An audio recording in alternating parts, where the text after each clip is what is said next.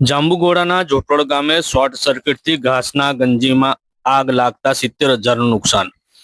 જાંબુઘોડા તાલુકાના જોટવડ ગામે ગત શુક્રવારે રાત્રે આગની એક દુર્ઘટના સર્જાઈ હતી, જેમાં ગામમાં રહેતા બારિયા ચતુરભાઈ ઢીલાભાઈના મકાનની બાજુમાં આવેલી અડારી ઘાસ રાખવાની જગ્યામાં અચાનક શોર્ટ સર્કિટ થવાના કારણે આગ ફાટી નીકળી હતી.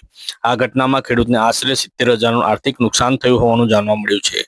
જ્યારે આ બાબતની જાણ જાંબુઘોડા ફાયર ફાઈટરને થતા તાત્કાલિક ઘટના સ્થળે પહોંચી આગને ઓલાવી હતી. ત્યારે શુક્રવારના રોજ રાત્રે 10:30 કલાકે જ્યારે પરિવાર સૂતો હતો ત્યારે અચાનક શોર્ટ સર્કિટના કારણે આગ લાગી હતી. જ્યાં જોતજોતામાં રૌદ્ર સ્વરૂપ ધારણ કરી લેતા ત્યાં પડેલો ઘાસચારો અને અન્ય સામગ્રી બળીને ખાખ થઈ ગઈ હતી.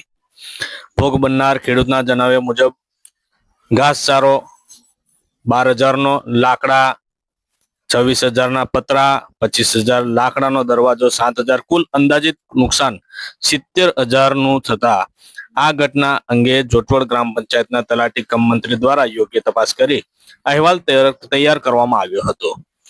જ્યારે આની જાણ લેખિતમાં નુકસાનીનું વળતર મળી રહે તે માટે તાલુકા વિકાસ અધિકારીને પણ જાણ કરવામાં આવી હતી. આપે જો અમારી YouTube ચેનલ અવર જાંબુઘોડાને સબસ્ક્રાઇબ ન કરી હોય તો સબસ્ક્રાઇબ કરી શેર જરૂરથી કરો.